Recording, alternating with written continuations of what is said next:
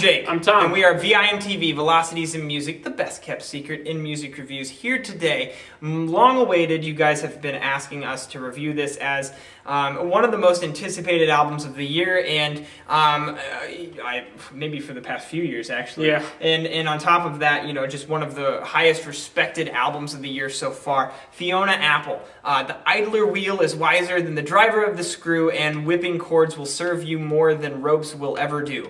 Quite a long album title, as is true for you know, When the Pawn Hits the Floor. And you know, Fiona Apple, this is her first album in 7 years, and her fourth overall. She takes her time in between her album releases, and that's something that I think. Actually, when an artist does that, it kind of frustrates me when artists take that long. Tool! Right. Tool! Radiohead, even. Yeah. You know, at Flaming Lips, your albums need to be good when you do that. You damn well better have an awesome album release if you're going to wait that long, because your fans are waiting forever for that. And you know, it's such a, you know, the artist-fan relationship is so important to maintain that over time. To let your fans down after an extended period of time for years of their life is really just, I think, a terrible travesty when that happens. And it almost means more, because it's like if the Mars Volta put out a bad album, you're like, well, there'll be another one next year. Yeah, we'll just wait till next year. No big deal. But you know, when you wait 7 years for something, you want it to be good. Well, I think Fiona Apple pleased her fans on this one. The thing is getting rave reviews, and it's understandable as to why. I think you're seeing a darker side of Fiona Apple than you ever have before. I mean, there's times on this album where I honestly think she sounds insane, where I'm honestly like scared for my life. And if you think about, you know, the last track on the album, Hot Knife, which is Tom and I probably our favorite track collectively. I mean, it's a really cool vocal medley,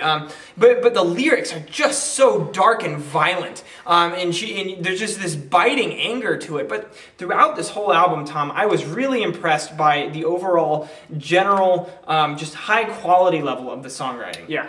Absolutely. I completely agree. And you know, she's got this knack for these kind of cool bouncing piano melodies that she puts with her very fantastic wordplay, especially rhythmically. Yeah. You know, she just has a very good sharp sense for witty wordplay and great rhythm with her lyrics, which is something that a lot of people in this genre don't do. Now, you see a lot of the same things out of maybe like Regina Spektor, or like you mentioned, Kate Bush. Right. I think that those are very good comparisons. But one thing that I've always liked about Fiona Apple since the beginning of her career, which started at such a young age for her, is that she is a reference point. She is. People compare people to Fiona Apple. Right. You almost don't even compare Fiona Apple to people because she started it. Right. She started this, and she's got such a unique sound, such a unique approach. And I love what you were saying about that just general insanity, because it creates such a persona throughout this album that's so believable, and it works with the music because it feels like this kind of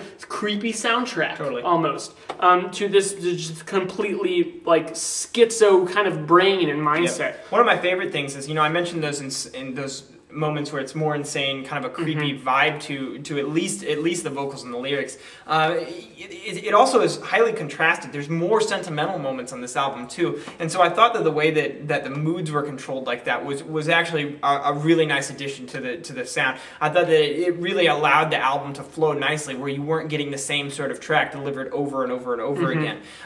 You know, I think that this album is actually paced very well. It starts from beginning to end and plays very fluidly throughout. And I think that the Hot Knife as a closer just kind of was like the icing on the cake. It was just such a beautiful way to end the album, in kind of a sadistic sort of beautiful way. Kind of wrapped up the album nice and still took the sound somewhere. So the pacing, I mean, if I look at my favorite tracks, they're very spread out throughout the album, and I like that. I like also how she was able to you know, have these kind of big songs that cover a lot of ground. You know, they don't follow a simple structure. She really has a clear idea in place, and uses different instruments in piano and different styles. There's even like a jazz feel to some of them, and they play out very nicely over the 4.5 minutes that most of them are comprised of. There's not a lot we can say that other reviewers haven't already said. I think that when it comes down to, while we like this album, I don't think we liked it as much as everyone else. I think this will be at the top of everyone's list for the year, and I think that that's kind kind of, well, first of all, it's a little early to jump into that. It's only the year's only a little over half over. So, but I think that.